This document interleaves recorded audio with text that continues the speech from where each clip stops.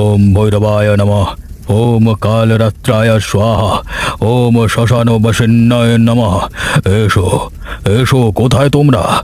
বারবার তোমাদেরকে ডাকছি আমি, আবার সামনে এসো। কোথায় তোমরা? আরে, এই সাধু কি করতে চায় সেটা আমি দেখতে চাই। শ্মশানের এই ঘরটার উপর কিভাবে থাকে রাতের বেলায়, আমাকে আজকে দেখতেই হবে ও কিসের সাধনা করে।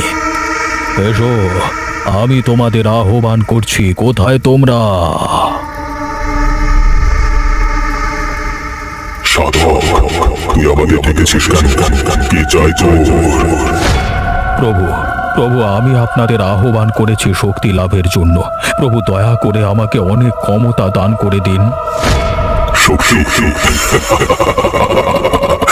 আবার কোথায় আমাদের জন্য রক্ত এনেছিস, মাংস এনেছিস? সত্যি তো খুব বড় ভুল হয়ে গেছে।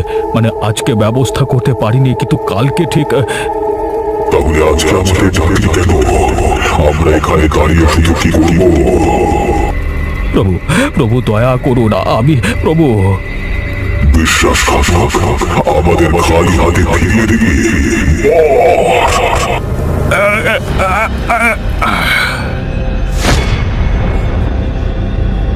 বেটা সাধুকে মেরে ফেলেছি। চলো আমরা সবাই এখান থেকে চলে যাই।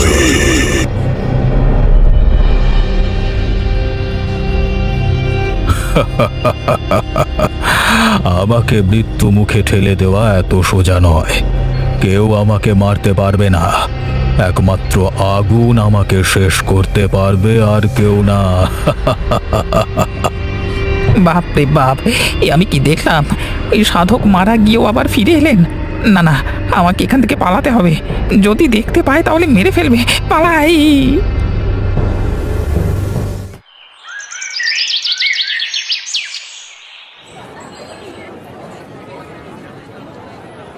কে দিবাকর, আজকে এত সকালে? আরে এমনিতে তোমার আসতে মোটামুটি অনেকটাই বেলা হয়ে যায়। আরে হরিপদ কাকা, আজকে আমার মেয়ে আসছে, তাই জন্যই এত সকাল সকাল মাংস নিতে চলে এলাম। তোমার মেয়ে তো শহরে পড়াশোনা করে, খুব বুদ্ধিমতী মেয়ে। যাক, অনেকদিন বাদ তাহলে আসছে তোমার মেয়ে। নাও নাও, আজকে বেশি করে মাংস নিয়ে যাও। আজকে দুপুরের ট্রেনে আসছে, মানে নিশ্চয়ই এসে অনেক খিদে পেয়ে যাবে, এতটা আসছে তো সেই জন্যই বেশি করে। আরে হ্যাঁ হ্যাঁ, তা তো দেবই। আচ্ছা, তোমরা নিজেরাই রান্না করে খাবে? তার মানে আমি ঠিক বুঝতে পারছি না তোমার কথা। আরে আমি তোমাকে বলতে চাইছিলাম, আরে আমার কবে নেমন্তন্ন হবে তোমার বাড়িতে, সেটাই জিজ্ঞেস করছিলাম। তাই বলো? আরে হবে হবে, একদিন তোমাকে নেমন্তন্ন করে খাওয়ানো হবে নিশ্চয়ই। হ্যাঁ, আমি অপেক্ষা করব কবে খেতে পাই না পাই সেজন্য। ঠিক আছে, এই নাও, তোমার মাংস হয়ে গেছে। গৃহস্থের জয় হোক। মা, ক্ষুধার তো এক সন্ন্যাসী দাঁড়িয়ে আছে, দুটো ভিক্ষা দেবেন না? আপনি কে বাবা? আপনাকে তো ঠিক চিনতে পারলাম না। কোথা থেকে এসেছেন আপনি? আমি শ্মশানে মশানে ঘুরে বেড়াই, দুটো খাবারের জন্য এদিক ওদিক গৃহস্থে মানে খাবার চেয়ে বেড়াই। আচ্ছা, আপনি একটু দাঁড়ান, আমি আপনাকে কটা চাল দিচ্ছি। কি, এই সাধু এখানে কি করছে? এটা তো কালকে আমি মানে মরে গেছিল তো, আমি নিচে দেখেছি।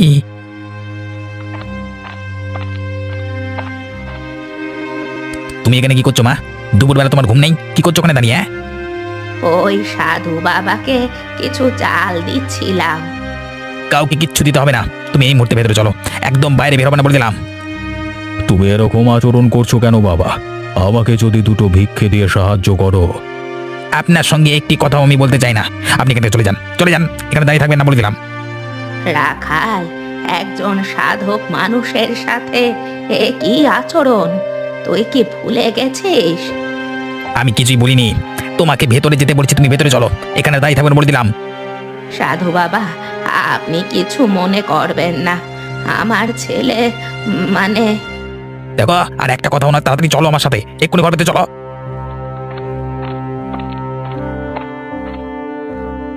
সময় আসতে দে, তোকে আমি সময় হলেই ঠিক দেখে নেব, কেটে কুচি কুচি করে শ্মশানের ভূতেদেরকে খাওয়াবো।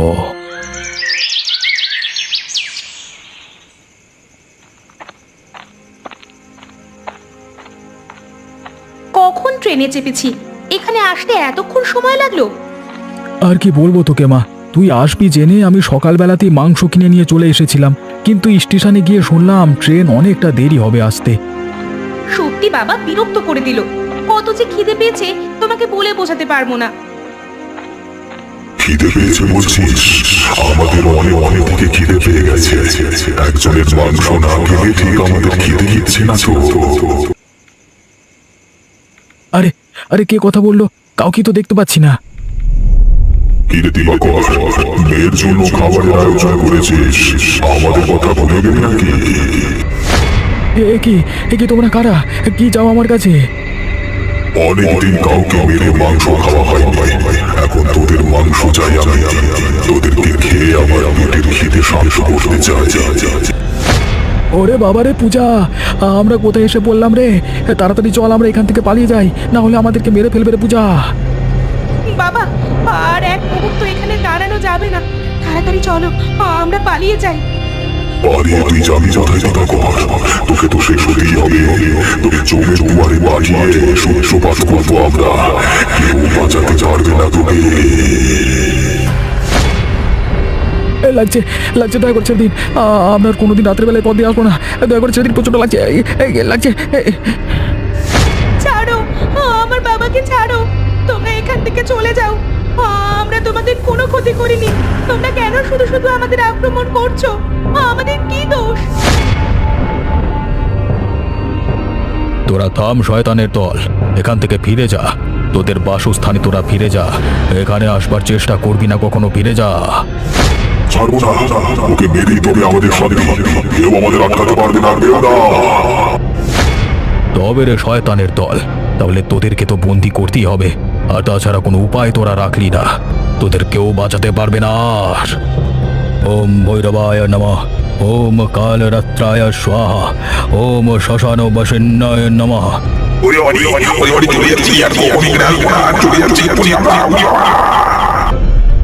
আমি বেঁচে গেছি, আপনাকে অসংখ্য ধন্যবাদ সাধু বাবা, আপনি আজকে না থাকলে আমি হয়তো মরিয়ে যেতাম।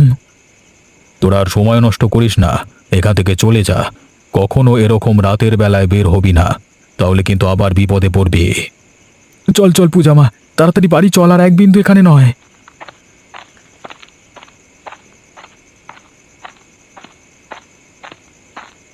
ওই যুবতী নারীকে যতক্ষণ না বলি দিচ্ছি ততক্ষণ আমার শান্তি নেই। আজকে ভূতগুলো ভালোই কাজ করেছে।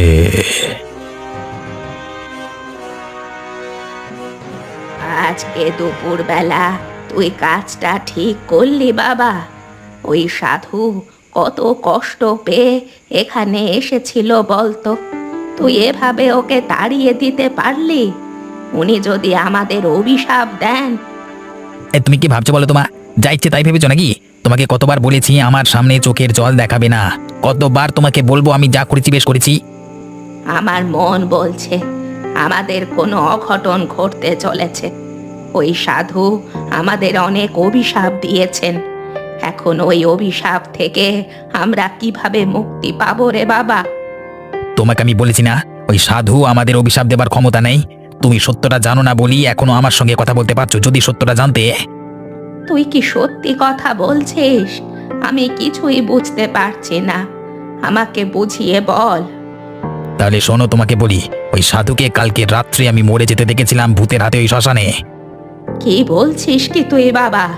আমার তো বিশ্বাস হচ্ছে না।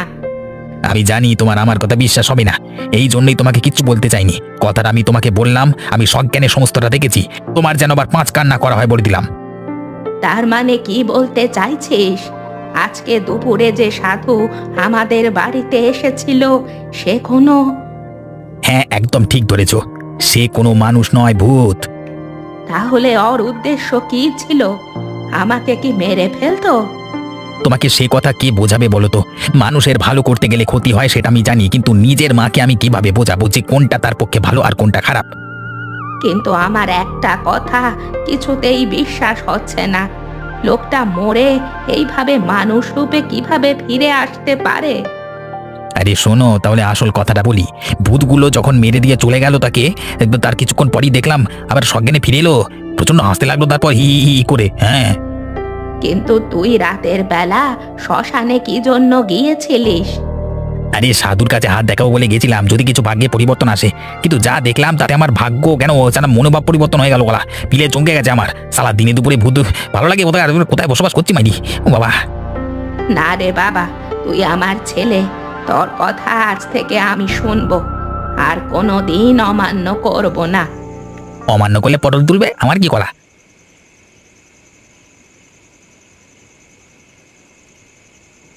কি বলছো কি তুমি? তোমরা সত্যি করে ভূত দেখেছো? আমার যে এখনো বিশ্বাস হচ্ছে না। কি আর বলবো মা, বাবার গলার উপর এখনো আঁচড়টা দেখতে পাচ্ছ তো? কিভাবে যে বাবার গলা টিপে ধরেছিল, তুমি দেখলে ভয় সেখানে অজ্ঞান হয়ে যেতে। তুমি কিছু বলছো না কেন? চুপ করে আছো কেন? তোমার শরীর ঠিক আছে তো? কি আর বলবো গিন্নি, আমি জীবনে কোনোদিন ভাবতে পারিনি আমার সঙ্গে এই ঘটনা ঘটবে। সত্যি আমরা আজকে ভূতের খপ্পরে পড়েছিলাম নাকি দুঃস্বপ্ন দেখলাম? বাবা, আমার মনে হচ্ছে কেউ বা কারা বদমাইশি করে এই ভূতেদের জাগিয়ে তুলেছে, না হলে এতদিন তো এরকম হয়নি। হ্যাঁ, হয়নি তো। আর ওই সাধু বাবার কথা ভাব, উনি যদি ঠিক সময় মতো সেখানে না এসে পৌঁছাতেন তাহলে। আমি শহুরে শিক্ষিত মেয়ে হয়ে গিয়েছিলাম, এসব ভূত প্রেত বিশ্বাস করতাম না। কিন্তু আমার বন্ধুদেরকে গিয়ে বলবো এসব ঘটনা, কিন্তু তারা কি বিশ্বাস করবে? কেউ বিশ্বাস করুক বা না করুক, আমার মতে বলে কাউকে সব কথা বলবার দরকার নেই। আর কালকে আমরা গিয়ে ওই সাধু বাবাকে কিছু দক্ষিণা দিয়ে আসবো। তাই যেও, যে তোমাদের সাহায্য করেছে তাদের অবশ্যই ধন্যবাদ দেওয়া উচিত।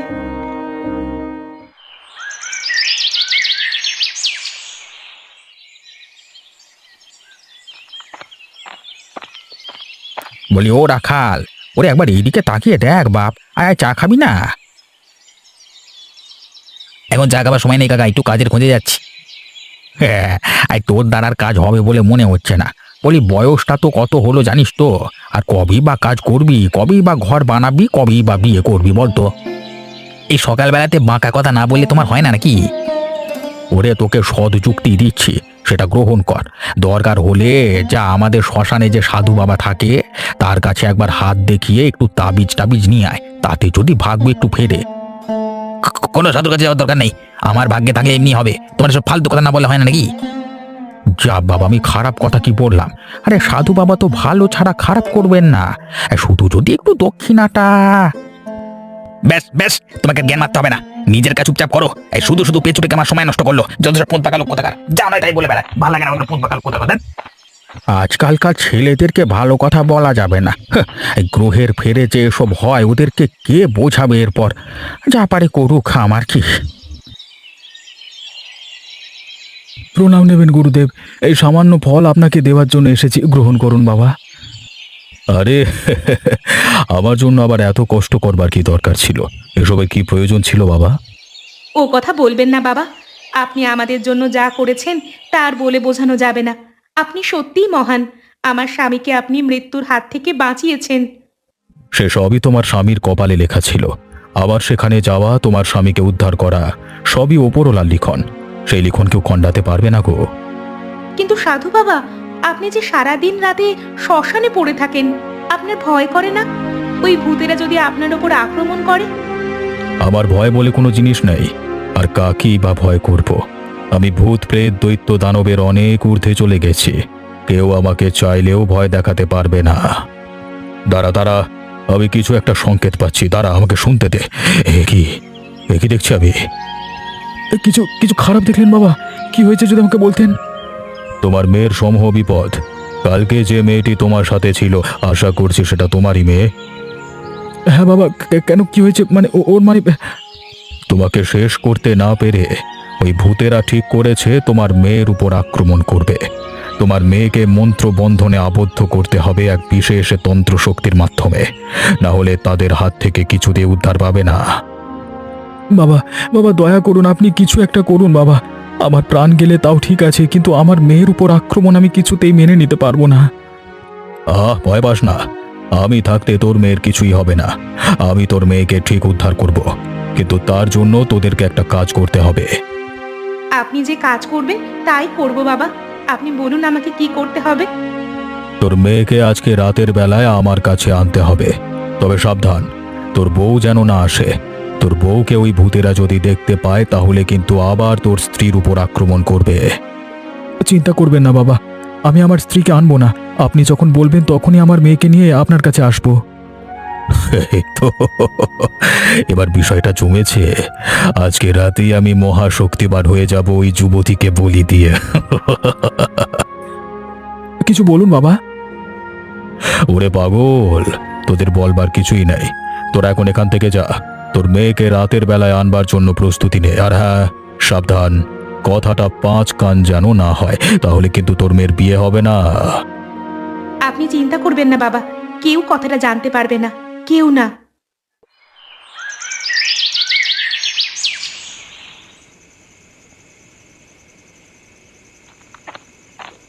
আহা, কতদিন পর মাংস খাবো। হ্যাঁ, আর নিজে রান্না করে খাবার মজাই আলাদা। গিন্নি থাকলে এতক্ষণ আমাকে কথা শুনিয়ে মেরে দিত। হ্যাঁ, এই সুন্দর জ্যোৎস্না রাতে একটা গান গাইতে ইচ্ছে করছে। মধুমালতী ডাকে আয়, ফুল ফাগুনেরও খেলায়, মধুমালতী ডাকে আয়। এই নে এসে গেছি। ওরিয়া বাবারে, মরে গেলাম রে। এই কে রে তোরা? ও বাবা! বেশি চিৎকার না করে এবার হাতের মাংসগুলো আমাকে দিয়ে দাও দেখি, না হলে তোকে খতম করে দেবো। না না না না, আমি মাংস কাউকে দেবো না। তোরা এখান থেকে চলে যা। তোরা আমাকে ভয় দেখাতে পারবি না। আমি আমার কষ্টের টাকায় কেনা মাংস কাউকে দেবো না। তুই আমাকে চোখ টাকা চাস না, ভালো করে মুখের দিকে তাকিয়ে দেখ আমি কে। ওরিয়া বাবারে, ভূত! বাবা বাঁচাও, কে আছো? বাঁচাও! শালা তোকে এভাবে ছেড়ে দিলে হবে না, তোকে আজকে বেরিয়ে দেবো আমরা। অনেকবার বললাম ভাবে ভাবে মাংসটা দিয়ে এখান থেকে পালিয়ে যাবে, কথা শুনবি না। এখন কেউ থেকে বাঁচাতে পারবে না আমাকে, হাতে কাঁপি পর শালা। দয়া করো ভাই, ভাই আমাকে এবারের মতো ছেড়ে দাও ভাই। আমি আর কোনোদিনে পথ দিয়ে মাংস নিয়ে আসবো না ভাই, ছেড়ে দাও ভাই। তুই বেঁচে থাকলে তো আসবি।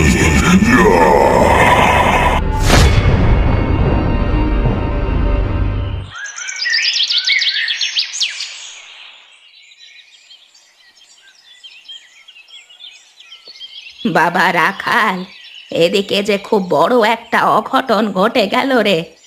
এখন কি হবে বলতো বাবা? কেন, কার আবার কি হলো? আর আমি তো কিছুই বুঝতে পারছি না। কারো কোনো ক্ষতি হয়েছে নাকি? আমাদের ওই হরিপদর বুড়ো, তাকে কে যেন রাতের বেলায় মেরে ফেলে দিয়ে চলে গেছে।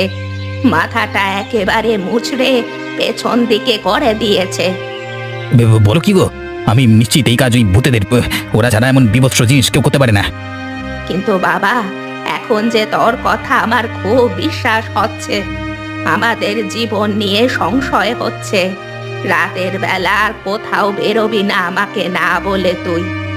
আরে আমার কথা বাদ দাও, ওই সাধুকে সাহায্য করতে হবে, নাহলে ওই সাধু সকলের ক্ষতি করে বেড়াবে এইভাবে। ওর পোষা ভূতেদের নিয়ে কাণ্ড করাচ্ছে। গ্রামের লোকেদেরকে একবার বলে দেখবো আমি, তারা যদি এই কথা বিশ্বাস করে। এবার কি মাথা খারাপ হয়ে গেছে নাকি? ওদের কি এসব কথা বলতে আছে? উল্টে ওরা আমাদের নামে দোষ দিয়ে দেবে। কিন্তু কিছু একটা করতে হবে, মা সাধুর 12টা বাজাতে হবে। তুই কিছু করতে যাস না বাবা একা একা, আমার খুব ভয় করে। তোর যদি কিছু হয়ে যায় আমি কি করব বলতো? তোমাকে অত চিন্তা করতে হবে না, আমাকে নিয়ে কিচ্ছু হবে না আমার। কিন্তু আমরা যদি এভাবে চুপ করে বসে থাকি তাহলে ওই সাধুর আরো বার বেড়ে যাবে। তখন তখন সাধুকে আর কেউ নিজের আয়ত্তে আনতে পারবে না। তুমি বুঝতে পারছো না ব্যাপারটা? তুই আর একটা কথা বলবি না পূজা, আমি তোর বাপ। আমি তোকে যা বলবো তাই হবে। তোর কথা আমি একটাও শুনতে চাই না। বাবা, আমার কেমন যেন সন্দেহ হচ্ছে। আমার এসব একদম ভালো লাগে না। যদি ওই ভূতদের আমাদের উপর নজর থাকে তাহলে আমি এখান থেকে শহরে চলে যাচ্ছি, তাহলে তো সমস্যার সমাধান। ওরে, তুই বুঝতে পারছিস না, আজকে হরিপদ কাকার এই অবস্থা হয়েছে, কালকে তোর হবে না সেটা কেউ বলতে পারে না। আমি তোর কাছে হাত জোর করছি মা, তুই তাড়াতাড়ি আমার সাথে চল। কিন্তু সাধু বাবা ওকে নিয়ে রাতের বেলায় যেতে বলেছে। না না, আমি আর রাত পর্যন্ত অপেক্ষা করতে পারবো না। আমার কাছে আমার মেয়ের জীবনটা আগে। তুমি যতই জোর করো আমি যাব না। তোর এই জেদের জন্য তোকে নিয়ে যেতে পারিনি কালকে। আমাকে বাধ্য করিস না মা, আমি তোর কাছে হাত জোর করছি। তোর বাবা যখন এত করে বলছে তার কথা শোন না মা, দয়া করে আজকে যা সাধু বাবার কাছে। না, তোমাদের কথা না শুনে আমার দেখছি শান্তি নেই। আমাকে যেতেই হবে তাহলে।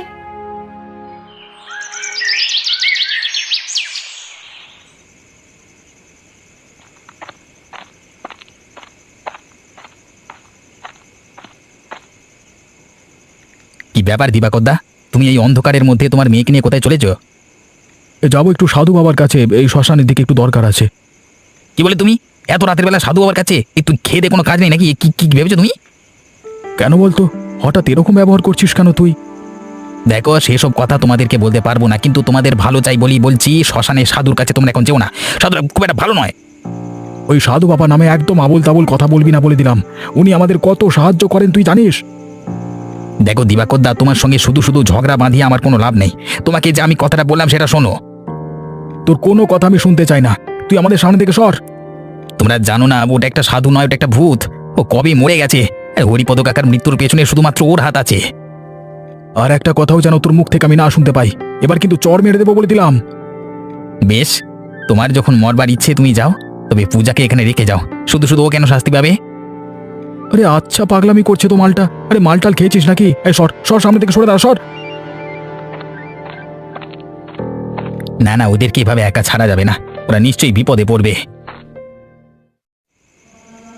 বাবা, আমার মেয়েকে আমি এনেছি আপনার কথা মতো, এবার আপনি কিছু একটা ব্যবস্থা করুন বাবা। একটু ধৈর্য ধর, তারপরেই সমস্ত কিছু ঠিক হয়ে যাবে। তারা এলো বলে।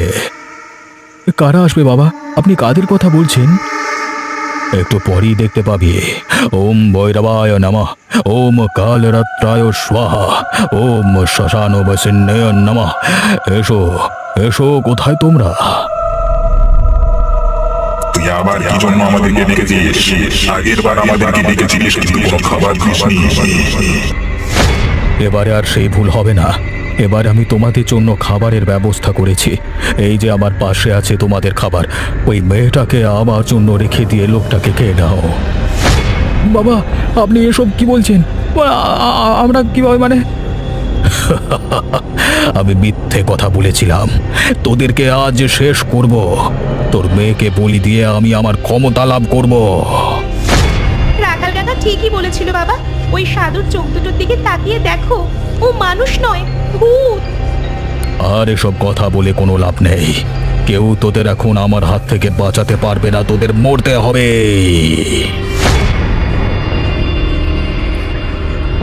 তবে রে বেটা ভূতের দল, অনেক দিন থেকেই তোদের এই বদমাইশি সহ্য করছি। আজকে তোদের সব কটাকে পুড়িয়ে মারবো। শ্মশানের উপরের ঘর হচ্ছে ওই আশ্রয়, তাই না? সেখান থেকে কেউ তোদের বাঁচাতে পারবে না। দেখ তবে। আমাদেরকে ছেড়ে দে, ছেড়ে দে আমাদেরকে, কোনোদিন করবো না, ছেড়ে দে। তোদেরকে ছেড়ে দিলে তোরা আমাদের ক্ষতি করবি, এই তোদের শেষ।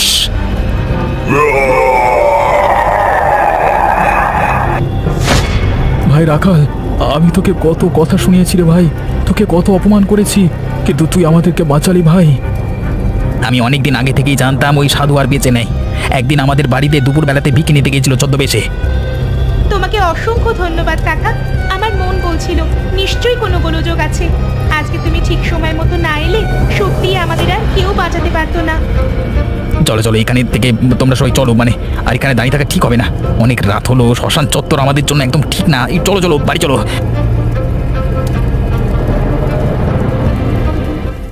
Today we're going to catch some fish. Lots of fish, so cast your line and make a wish. Let's make a wish